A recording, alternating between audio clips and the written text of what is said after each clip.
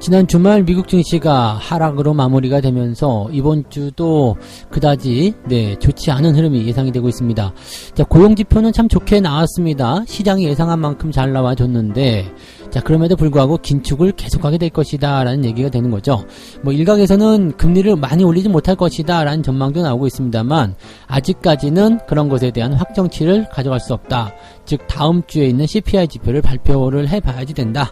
이런 식으로 얘기가 나오고 있습니다. 미국 시장들 같이 좀 알아보도록 하겠고요. 자, 그런 흐름들을 따라서 이번 주에 시장은 관망 심리가 우세할 것이다 라고 전망이 되고 있습니다.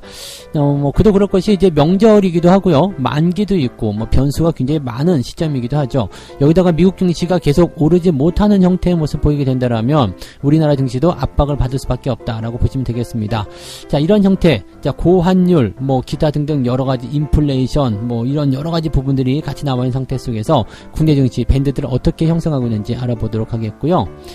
자, 그동안 이제 상장사들의 물적 분할에 대해서 이렇게 저렇게 말들이 많았습니다. 근데 이제는 물적 분할을 할 때 매수 청구권, 즉 주주의 어떤 권리를 보호해주는 그런 하나의 정책이 진행이 됩니다. 이 매수 청구권만 들어간다고 하더라도 상당 부분 방어가 될 수 있을 거라 생각되긴 하는데, 자, 이것이 그다지 좋은 정책은 아니다라는 얘기도 같이 나오고 있습니다. 물적 분할 시 매수 청구권 행사에 대한 부분들이 어떤 식으로 진행되는지 또 어떤 맹점이 있는지 알아보도록 하겠습니다.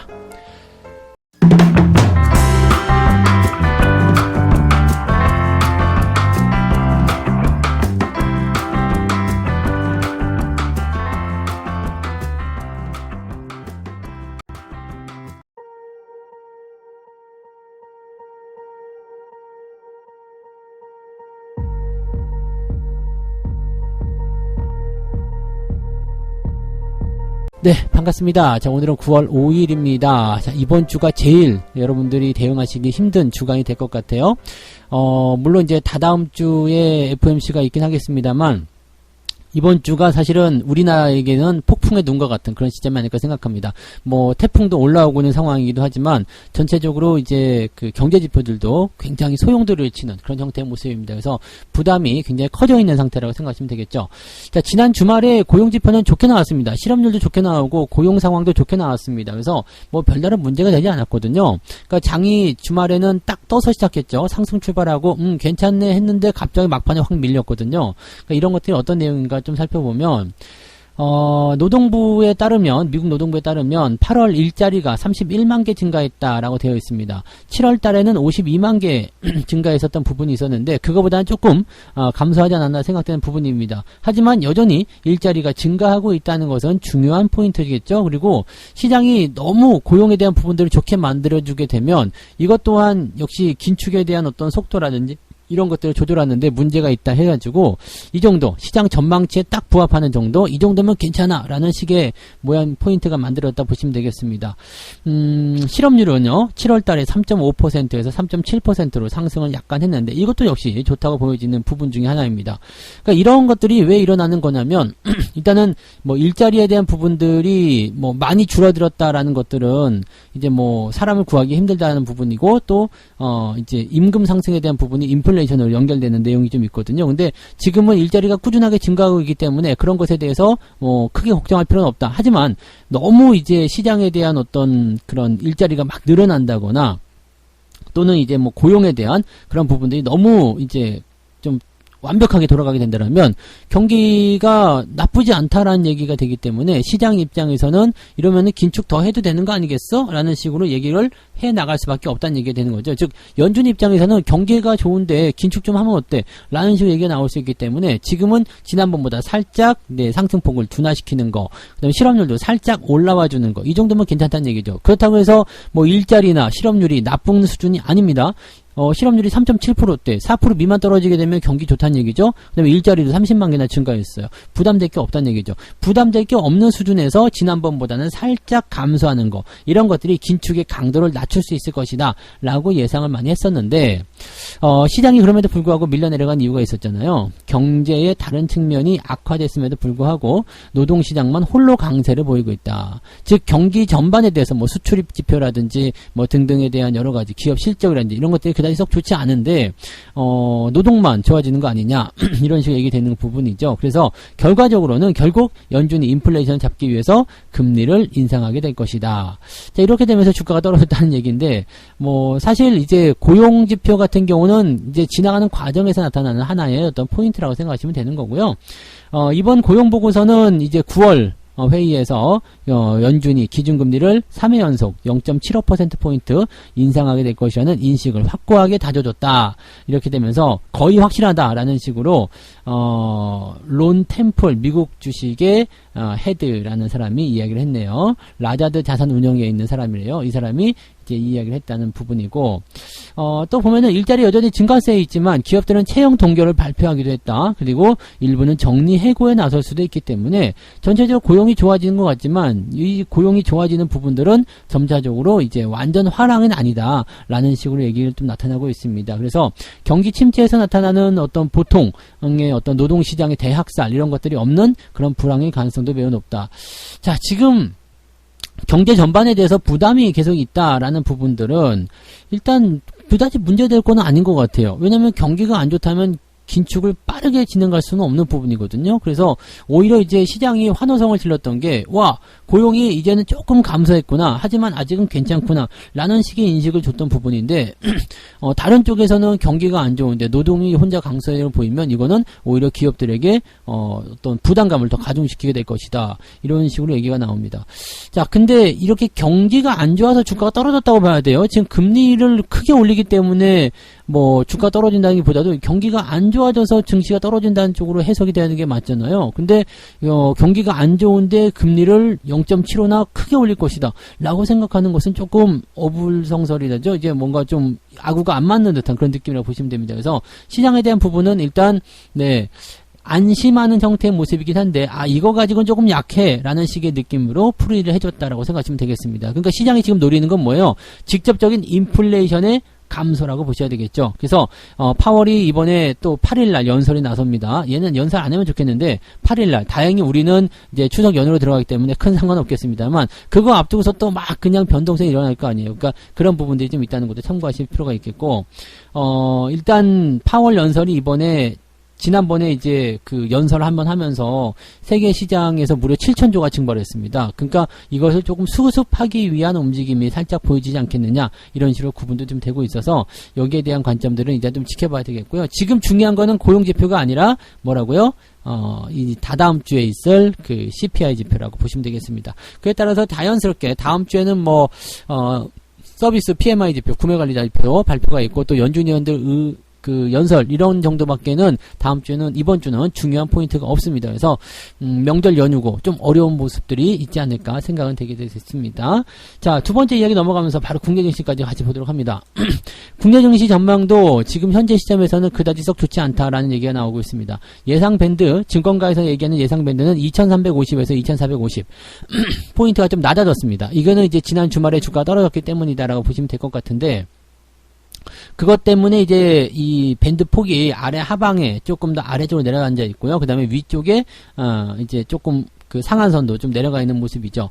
자, 이렇게 된다라면은 주가가 더 떨어질 수도 있을 것 같아라고 생각이 좀 들 수도 있지 않겠습니까? 그래서 약간 변수가 좀 발생할 수 있는 상황이 좀 될 수도 있다 보시면 되겠는데 지금 뭐 생각하는 부분에서는 주말에 있었던 미국의 고용 지표가 그다지 나쁘지 않았다는 것을 전제해뒀을 때 뭐 금리 인상에 대한 여러 가지 썰이 계속 나올 수밖에 없어요. 그렇죠? 하지만 그 내용들만 따지고 본다라면 실제적으로 경기가 나빠진다기보다도 금리의 긴축의 어떤 강도, 그 다음에 그것을 아직 결정하지 못한 불확실성 이런 것들이 시장을 뒤흔들고 있는 것이기 때문에 국내 증시는 미국의 흐름들을 조금 따라갈 가능성이 있겠죠. 대신에 미국은 이제 경기가 안 좋아서 주가 떨어졌어요 라는 식의 어떤 느낌으로 마감에 빠지는 모습이겠지만 현재 국내 증시 같은 경우는 또 그런 부분보다도 이제 뭐 환율이라든지 그 다음에 명절을 앞둔 시점, 만기일 여기에 대해서 좀 갇혀있는 모습이 될 수 있다는 얘기죠.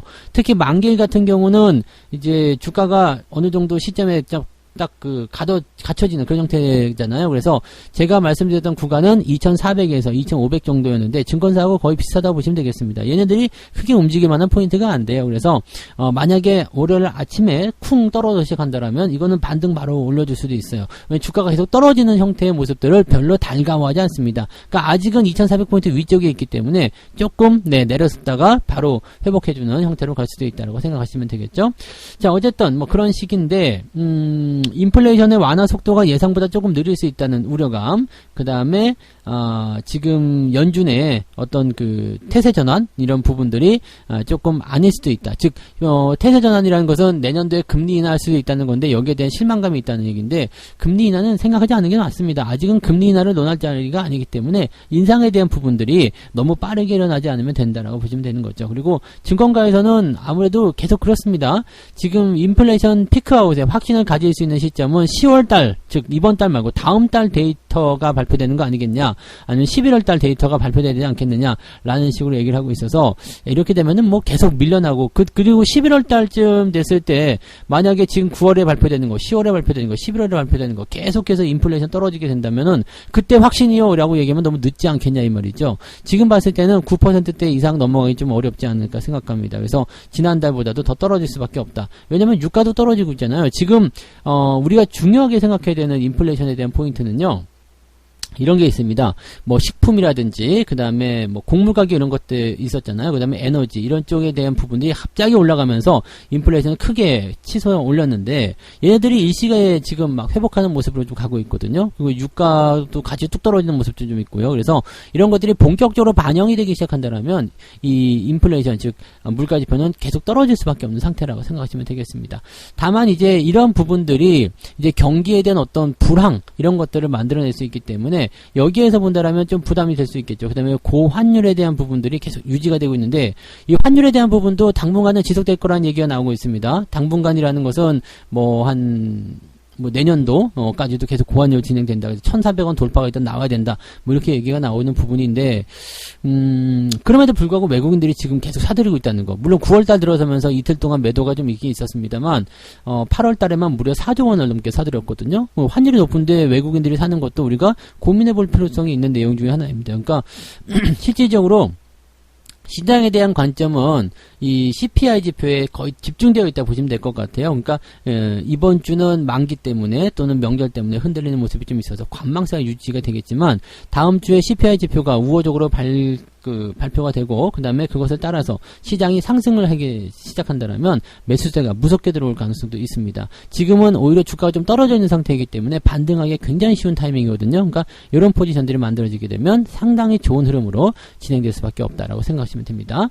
자, 어쨌건 지금 현재로서는요, 부하 내동격 투매, 즉 막 집어 던지거나 아니면은 팔고 다른 쪽으로 막 옮겨간다거나 이런 것보다는 보유 홀딩을 하시는 것이 유리하다라는 전략을 증권사에서 이야기해주고 있습니다. 그래서 지금 현재 주가가 또 밸류에이션에 대한 부분들 이런 것들을 고려해봤을 때 그렇게까지 나쁘지 않다라는 부분들이 있기 때문에 현재로서는 보유를 하면서 전체적으로 이제 주가가 올라가는 것을 보고 그리고 나서 그 이후에 어떤 변화점이 일어날 때 포트폴리오를 재정비를 해야 된다. 이거 내가 한 얘기 아닙니까? 네.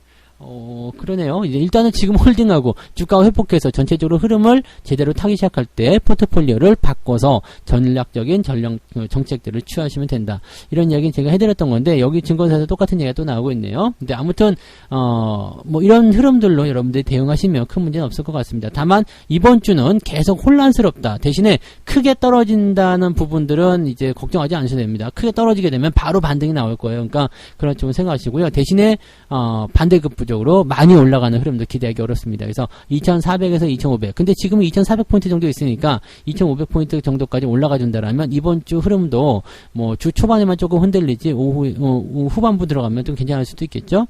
자, 문제는 파월 의장의 연설 그리고 연준 위원들의 발언들 이런 것들이 이제 중요하게 흔들어내는 모습일 겁니다. 이번 주는 경제 지표가 없는 만큼 그런 사람들의 이야기들이 굉장히 힘을 시장에 영향력을 끼치게 될 것이다 라고 생각하시면 될 것 같습니다.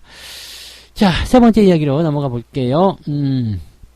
이거는 이제 정책적인 이야기네요. 물적 분할을 반대할 경우에 매수 청구권을 부여하겠다. 이게 정책으로 나온 얘기입니다. 금융위원회는 앞으로 물적 분할에 반대하는 주주에게 기업을 대상으로 주식을 매수해 줄 것을 청구하는 주식 매수 청구권을 부여한다라고 밝혔다라고 되어 있습니다. 뭐 빠른 시간 내에 시행이 되겠죠. 뭐 지금 당장 뉴스 나온 시점부터 되는 것은 아니겠고요. 뭐 빠르면 이제 10월 뭐 아니면 더 빠르게 일정이 지금 따로 정해진 건 아닌가요? 네, 지금 곧 될 거라고 보시면 되겠네요. 곧 된다. 네, 그래서 앞으로 이제 이런 부분들을 이제 적용할 예정이라고 되어 있기 때문에 예정이 되고 나면 이제 진행이 되면 바로 진행이 될 수 있는 상황이 좀 될 겁니다. 그래서 현재 이런 것들은 괜찮을 것 같아요. 그래서 요런 부분들은 네, 우리한테 도움이 되는 거고요.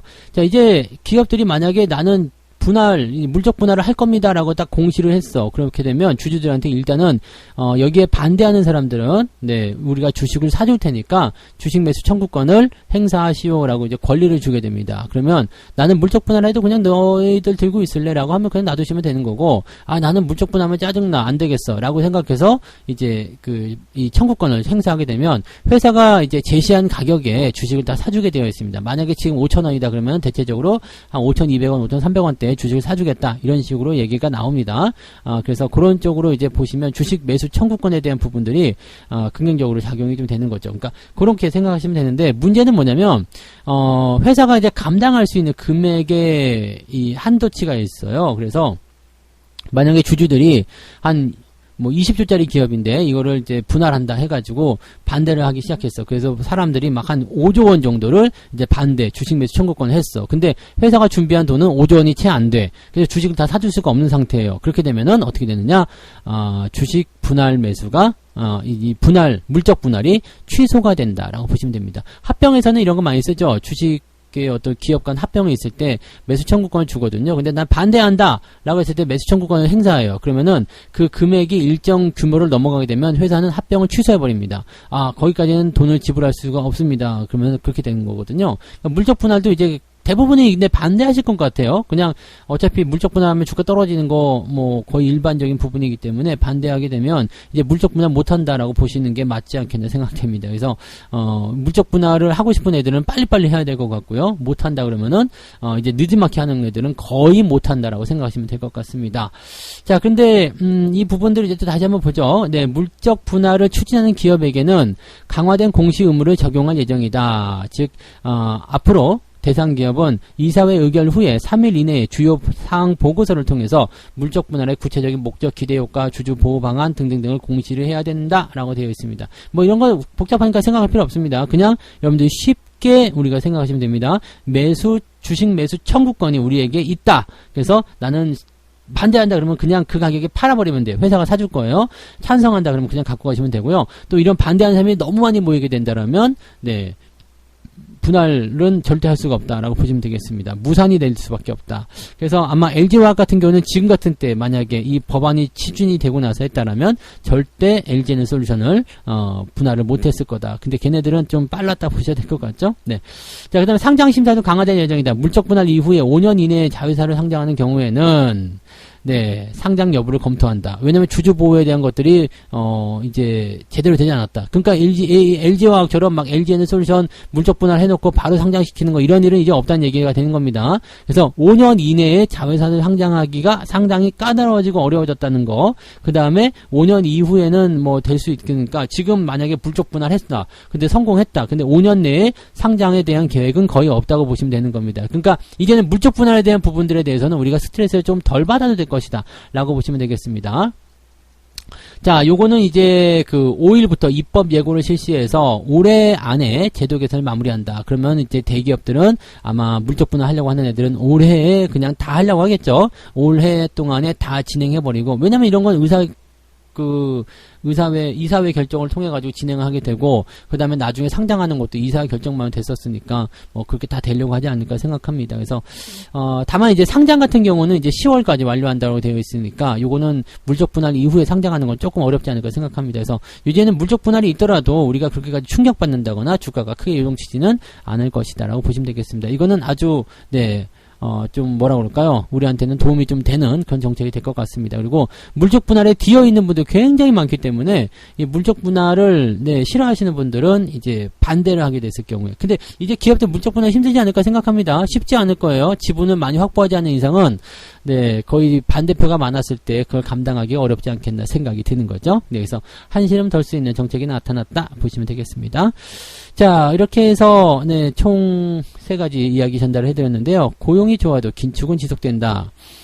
고용이 뭐 아주 신나게 좋아졌다, 뭐 개선됐다 이런 건 아니라 그냥 우리한테 딱 맞았다라는 부분이거든요. 그러니까 시장에 적합했는데도 긴축을 지속한다는 이야기 때문에 주가는 떨어졌다라고 생각하시면 되는 거고요. 이번 주에는 일단 여러 가지 변수가 많기 때문에 너무 공격적인 매매는 하지 말고 관망 심리를 가지고 하는 게 유리하다는 말씀 드렸고요. 자, 물적 분할에 대한 그 매수 청구권, 이 행사는 우리한테 참 좋은 거긴 한데 기업 입장에서 본다면 또 다른 얘기도 있을 수 있겠죠. 자기네 사업부를 독립을 시켜가지고 네, 돈을 더 많이 끌어들이고, 자금을 더 많이 끌어들여가지고, 이렇게 회사를 더 키울 수 있는 상황인데, 이게 조금 어려울 수도 있겠죠. 그래서 물적 분할은 회사한테는 좋은 건데, 주주한테는 개판인 거, 이런 거라고 평가를 많이 내리잖아요. 그래서, 뭐, 일단은 기업이나, 네, 이 주주에게나 뭐 다 저게 될 것 같긴 한데, 아무튼 뭐 여기에 대한 부분들은 또, 여러 가지 부분에서 또 보완하는 정책이 나타나게 될 테고요. 지금 입법한다는 거기 때문에, 당장 어떻게 될 건지 모르겠습니다만, 그냥 얘기가 나왔다는 것만으로도 우리한테는 희망적이다. 라는 게 되겠죠. 우리가 뭐 회사가 잘 되길 바라는 건 맞지만 그래도 우리 주식이 더 잘 되길 바라는 게 더 좋잖아요. 그죠? 네, 아무튼 그런 쪽이다 보시면 되겠습니다. 자, 책 한 곡 읽고 마무리하겠습니다. 무지는 축복이다라는 말이 있는데 당신의 재무 상태에 관한 한 무지는 결코 축복이 아니다. 무지는 고통과 빈곤이다. 무지는 당신의 무관심을 이용하는 금융회사에게는 축복일지 몰라도 당신과 당신의 가족에게는 거대한 재앙인 것이다. 자, 이 무지라는 것은 금융에 대한 지식입니다. 금융 지식이요. 내가 지금 어쩔지를 모르겠어. 이게 뭐지? 하나도 모르겠는데 이렇게 되면서 진행하는 거. 즉 눈을 가리고 외나무 다리를 걷는 것 같은 그런 느낌이잖아요. 이런 것들은 네, 조금 우리가 좀 개선해야 됩니다. 뭔가를 하기 위해서는 공부를 무조건 해야 되거든요. 그래서 공부 열심히 하시고요. 네.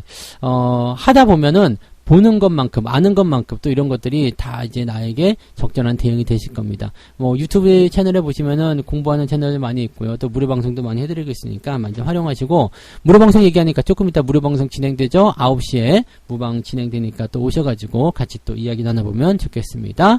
자, 오늘 여기까지 이야기해드리고요. 오늘도 이번 주 계속 그냥 고난의 주간이다 생각해가지고요. 여러분들 조금 마음 단단히 먹고 변동성에 휩쓸리지 않도록 잘 중심 잡고 가시기 바랍니다. 저는 무료 방송에서 뵙도록 하겠습니다. 고맙습니다.